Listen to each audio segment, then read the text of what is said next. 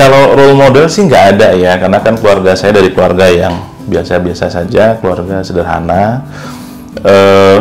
Saya dulu juga waktu SMA nggak ngambil IPS tuh, saya ngambilnya justru IPA ya. Saya senang IPA, ikut olimpiade kimia dan segala macam. Cuman turning point-nya saya nonton film tuh, Mbak. Jadi saya nonton film The Pelican Brief gitu ya. Nah, saya terinspirasi tuh sama film ini, kok kehidupan lawyer sangat dinamis tuh ya, nggak monoton ya. Akhirnya saya oke deh, walaupun saya anak IPA, saya memutuskan untuk coba sekolah di Fakultas Hukum. Nah, akhirnya lulus di Fakultas Hukum. Akhirnya saya jadi lawyer deh dari tahun 2003-2004.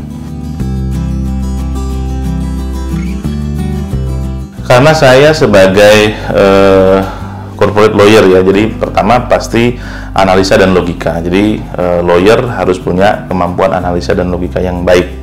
Yang kedua harus punya kemampuan business sense ya, karena sebagian besar transaksi yang saya kerjakan adalah transaksi bisnis kan. Jadi advice kita nggak hanya boleh semata-mata advice tentang ini boleh, ini nggak boleh, ini legal, ini nggak legal ya, tapi harus punya dimensi bisnis dan dimensi komersial. Yang ketiga, nah ini yang sering saya sampaikan nih ke teman-teman yang lebih muda, jadi lawyer itu kerja keras, jadi harus punya endurance yang tinggi ya. Jam kerja lawyer kan panjang, dari pagi, kadang-kadang ketemu pagi lagi gitu ya. Jadi harus punya physical dan mental endurance yang baik gitu.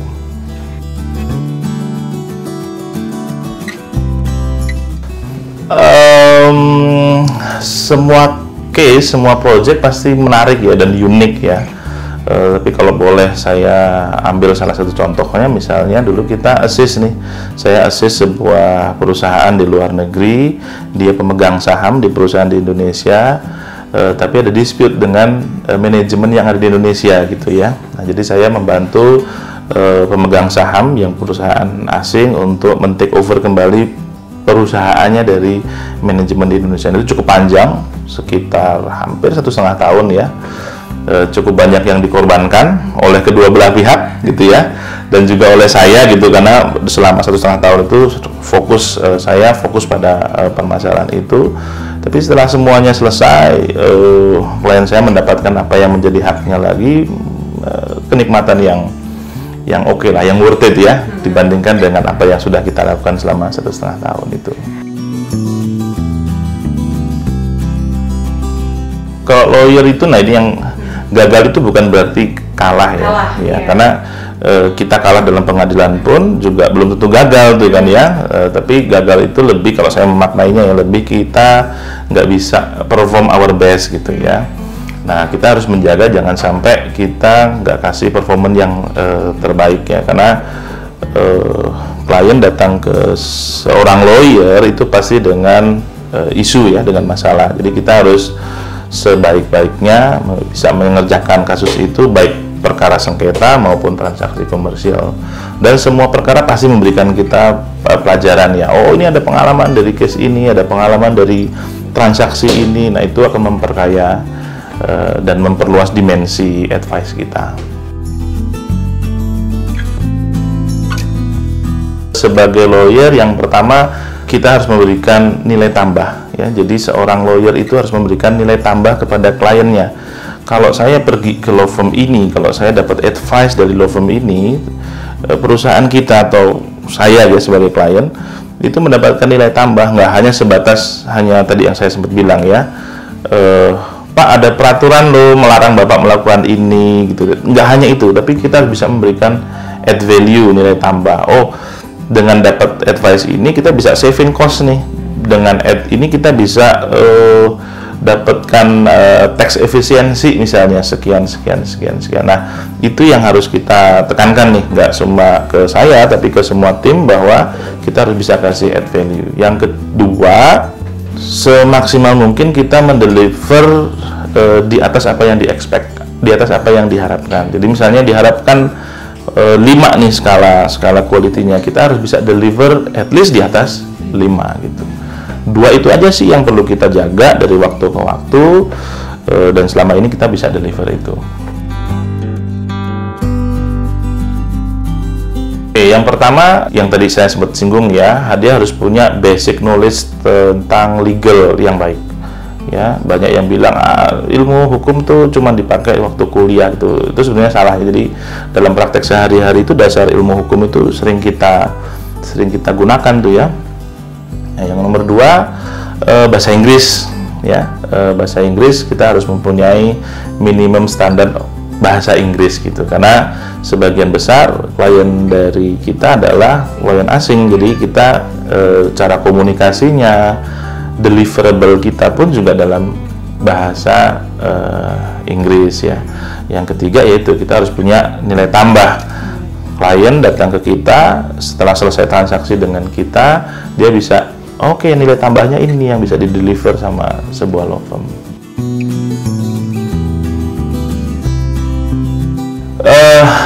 Pertama memang tantangannya pasti masalah expense ya. Itu saya pikir di semua bidang usaha tuh. Jadi kita harus menjaga keseimbangan antara expenses, pengeluaran gitu ya, dengan income. Yang kedua ya masalah kita harus menjaga quality pekerjaan kita, karena sekarang kompetisi semakin ketat ya. Law firm tidak hanya law firm lokal, tapi law firm asing sudah mulai masuk nih dengan afiliasinya gitu ya. Yang ketiga, kita harus tetap berusaha merekrut best talent. Ya, best talent di Indonesia itu kan ya tanpa menyebutkan nama ya, kita tahu ya beberapa sumber yang bisa menghasilkan best talent ya. Kita harus berjuang nih untuk mendapatkan best talent itu agar mau join dengan kantor kita. Karena kita selalu rekrut best talent ya. Di kantor kita ada beberapa best graduate dari beberapa universitas, itu kita selalu rebutan itu gitu ya, karena tantangannya nggak gampang itu. Tantangannya rebutan dengan law firm yang jauh lebih mature, dengan law firm yang jauh lebih besar, kadang rebutannya dengan law firm asing. Tapi itu strategi yang harus kita lakukan. Kita harus merekrut best talent agar output dari pekerjaan di kantor kita juga yang terbaik juga.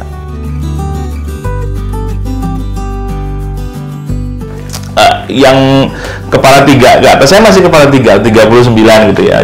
Yang di atas 30 tahun itu nggak begitu banyak. Sebagian besar kita masih di bawah 30 tahun, tapi memang unik ya bekerja dengan milenial itu unik ya. Kalau zaman dulu kan kamu nggak boleh pulang kalau belum beres kerjaan gitu ya. Kalau sekarang dengan milenial nggak bisa seperti itu. Atasan bawahan itu bukan status ya, tapi atasan bawahan itu sebagai fungsi. Saya fungsinya atasan adalah mendistribusikan pekerjaan ke bawahan. Saya sebagai atasan fungsinya adalah mereview pekerjaan kamu. Kamu sebagai bawahan fungsinya adalah melakukan pekerjaan yang sudah didistribusikan. Jadi bukan hubungan antara bos dan bawahan ya, tapi lebih kepada hubungan rekan kerja di level apapun tuh. Level partner dengan level magang ya, hubungannya tetap harus semacam itu. Karena teman-teman milenial ini dia perlu dihargai gitu ya. Kalau mereka dihargai, dia akan bisa deliver dengan baik, loyal. Tapi kalau mereka salah dikit diomelin gitu ya, dikata-katain gitu ya, wah itu dia pasti akan nggak nyaman gitu. Dia stay di sini pun juga pikirannya mungkin iya ke cari lowongan pekerjaan gitu-gitu ya. Nah, kita harus ngewongke, kita harus memperlakukan mereka seperti rekan kerja. Kan kita nggak mungkin memperlakukan rekan kerja itu dengan nggak baik ya. Saya juga belum tua-tua amat sebetulnya, tapi dulu saya membayangkan waktu saya masih pengalaman kerjanya masih 2 tahun, 3 tahun ya, untuk memahami sebuah case yang kompleks gitu, saya butuh waktu lama tuh. Kadang-kadang bisa 2 hari, 3 hari ya. Tapi anak-anak zaman sekarang ini cepat sekali mereka bekerja. Mungkin kalau dulu saya riset harus ke perpustakaan, saya harus buka buku segala macam ya secara fisik kan. Tapi kalau sekarang kan riset nggak perlu jauh-jauh ke perpustakaan, cukup searching aja.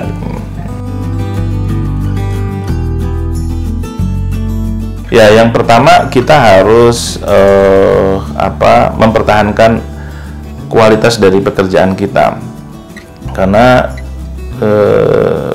produk kita kan adalah jasa ya, bukan produk yang bisa dilihat secara nyata ya, tapi produk hanya klien yang bisa melihat kualitasnya. Jadi kita harus mempertahankan produk. Yang nomor dua, kita harus bergaul secara global. Kita harus bekerja sama, kita harus discuss, kita harus team up dengan law firm di luar negeri, karena saat ini itu transaksi ataupun sengketa cross border ya itu kan sangat banyak tuh. Jadi kita harus open discuss, kita harus open kerjasama dengan law firm di luar negeri. Yang ketiga, sisi marketing pun juga harus diperhatikan. Marketing law firm beda dengan marketing perusahaan jasa lainnya ya. Kita ada batasan-batasan di kode etik advokat yang nggak boleh kita langgar, tapi tetap kita harus mampu membuat marketing activities yang kreatif ya, yang efektif, tapi juga memperhatikan masalah budget juga. Contohnya ya sebagai yang sekarang sering dilakukan adalah ya kita harus berbicara ke publik tentang skill dan expertise yang kita punya. Sebagai contoh, sekarang misalnya banyak distress asset, sekarang banyak dispute, sekarang banyak sengketa, sekarang banyak restrukturisasi hutang misalnya. Lawyer harus mampu nih menyampaikan ke publik bahwa kami kantor tertentu punya skill yang cukup memadai sedemikian rupa sehingga klien punya interest dan punya confidence yang cukup untuk bisa hire the law firm tersebut gitu. Banyak ya law firm luar negeri ya, mulai Latham Watkins ya, cukup banyak sih ya, karena di sebuah transaksi cross border sebagai contoh ya, itu paling nggak ada 4 atau 5 law firm yang terlibat gitu ya, dan pada suatu waktu kita bisa ada 5 atau 6 transaksi itu. Jadi hampir setiap waktu kita itu pasti bersinggungan dengan law firm luar negeri. Beberapa kelemahan dari teman-teman lawyer di dalam negeri itu adalah ketika dia dealing dengan lawyer luar negeri, dia suka agak merasa inferior ya. Nah, itu yang saya mengeduket teman-teman di ADCO untuk sebenarnya sama aja, mau lawyer luar negeri, lawyer lokal itu sebenarnya sama saja. Kita punya skill yang spesifik yang berbeda-beda gitu ya.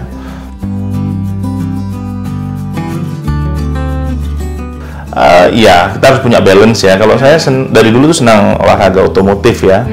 Saya mulai dari off-road atau adventure off-road. Kita pernah juga tuh adventure off-road selama 16 hari non-stop di dalam hutan di Medan.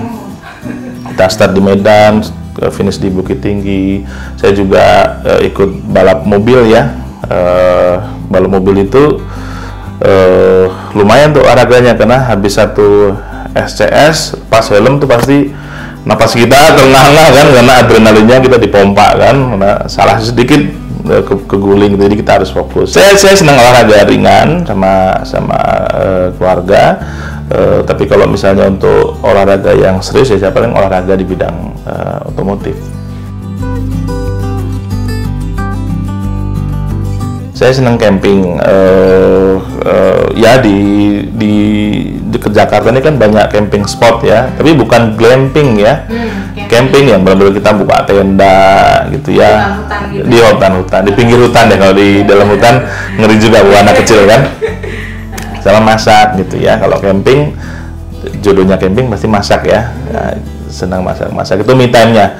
Kadang-kadang saya kalau habis subuh di tempat camping, diem aja tuh sendiri sambil ngeliat hutan segala macam, itu ya releasing gitu ya, kepuasan tersendiri. Saya berpendapat gini, semua hari punya masalahnya masing-masing. Jadi nikmati hari yang sedang kita laluin gitu ya. Jadi kalau sewaktu kita harinya sedang hari me time atau family time, ya udah nikmatin hari family time itu. Jangan ketika kita liburan kita bawa kerjaan. Kehidupan kita sesungguhnya adalah keluarga ya. Betul. Kita bekerja, kita beraktivitas di luar rumah itu kan sebetulnya untuk menopang kehidupan keluarga kita gitu ya. Keluarga is everything lah. Jadi ketika sesuatu dibenturkan dengan kepentingan keluarga, ya harusnya kepentingan keluarga yang nomor 1 ya. Pekerjaan segala macam nomor 2 atau seterusnya. Keluarga harus jadi nomor.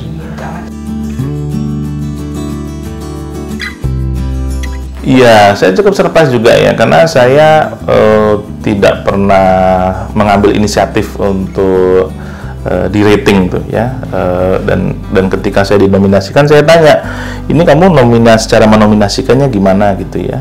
Nah ternyata mereka melakukan survei sendiri tanpa sepengetahuan orang yang akan dinominasi. Menurut saya sih itu achievement bukan hanya saya tapi tim yang saya sama tim itu sering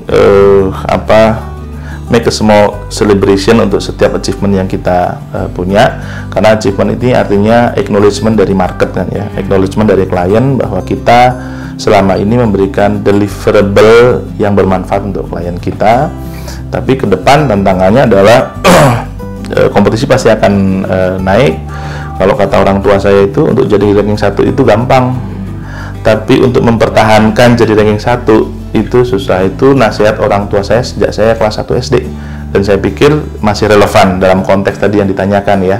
Sekarang jadi top 100 lawyer di Indonesia, bagaimana tahun depan kita bisa memaintain achievement itu. Kalau secara pribadi itu saya pengen bikin sekolah gratis sebetulnya. Walaupun sekarang saya kecil-kecilan ya, saya dan beberapa temen lah gitu ya, membantu orang-orang yang paling dekat lah untuk bisa sekolah sampai kuliah. Karena kan saya dulu kecelakaan untuk bisa kuliah ya sebetulnya. Sebetulnya saya nggak ada rencana tuh untuk bisa kuliah ya, tapi saya kecelakaan loh kok. Delalahnya keterima di UMPTN gitu ya. Karena saya bisa kuliah itu akhirnya taraf hidup dan segala macam saya berubah, dari yang keluarga secara ekonomi tidak cukup baik, sekarang bisa menyekolahkan anak gitu-gitu juga cukup bisa lah. Nah saya ingin agar banyak orang juga yang mengalami perubahan yang sama dengan yang saya alamin. Salah satunya dengan cara sekolah kan. Kalau kita mau deep dive tuh, banyak orang yang nggak lanjut sekolah, nggak lanjut kuliah karena masalah biaya. Klise sebetulnya ya, tapi kalau kita lihat tuh banyak sekali tuh anak pinter segala macem, tapi nggak kuliah, tapi nggak sekolah karena masalah biaya. Obsesi saya, mudah-mudahan sebelum saya mati, sebelum saya meninggalkan dunia ini, saya bisa bikin sekolah gratis tuh, tapi dengan kualitas yang baik. Obsesi Atko, saya pengen Atko jadi top of mind di job seeker. Jadi kalau misalnya ada lulusan fakultas hukum, best law school di Indonesia, top of mind untuk masuk law firm mana? Atko gitu. Itu cita-cita saya sejak dulu tuh, sejak saya masih jadi trainee, sejak saya masih magang di law firm lain di Indonesia, saya pengen bikin law firm yang law firm ini jadi top of mind. Begitu saya wisuda, saya pengen masuk ke law firm ini. Dulu saya waktu jadi trainee ya, ada lawyer senior yang sampai sekarang saya masih hormatin tuh, Pak Nono Anwar Makarim, pernah bilang, jangan tertarik pada kelerengnya, tapi tertariklah pada permainan kelerengnya. Jadi proses itu sebenarnya lebih penting dalam lawyering ya, proses itu lebih penting daripada hasilnya. Karena di Indonesia faktor yang menentukan hasilnya itu kan banyak, tidak hanya semata-mata pada prosesnya. Prosesnya jelek, hasilnya bagus bisa aja gitu. Jadi fokuslah pada prosesnya. Nah, jangan terjebak pada glamour ya, kehidupan glamour gitu ya. Karena sebetulnya hidup sebagai lawyer itu adalah pekerjaan keras, pekerjaan berpikir gitu ya, bukan pekerjaan yang penuh dengan keglamoran gitu ya. Jadi fokus pada pekerjaan. Tadi sempat saya singgung, pengetahuan tentang hukum harus dalam, nggak boleh hanya di permukaan saja, nggak boleh cuma sekedar rata-rata. Bahasa Inggris harus oke, dan harus mulai belajar bergaul secara global. Bergaul secara global itu mulai harus dipersiapkan sedemikian rupa sehingga nanti ketika momennya datang, kita harus negosiasi dengan lawyer asing, kita harus negosiasi dengan pihak asing, mental kita udah cukup tuh. Kita nggak merasa inferior, kita nggak merasa di bawah, kita nggak merasa kurang skill gitu ya. Kita dulu di awal-awal pandemi itu kita sebetulnya prepare untuk mengalami masa stagnansi itu 6 bulan. Tapi ternyata sekarang baru ya, tanda kutip ya, baru 3 bulan kita sudah mulai berjalan lagi ya. selama masa 3 bulan itu pasti penuh masa sulit, tapi masa itu pasti akan berakhir. Setiap masa sulit pasti akan ada ujungnya. Nggak mungkin orang, nggak mungkin negara, nggak mungkin sekelompok manusia itu mengalami masa kesulitan dari ujung sampai ujung. Pasti ada endingnya kan. Nah, yang harus kita lakukan hanya kita bertahan saja nih, melakukan yang terbaik untuk bisa mengantarkan kita lepas dari masa sulit ini. Dan nampaknya sih masa sulit itu akan lewat tidak terlalu lama lagi gitu.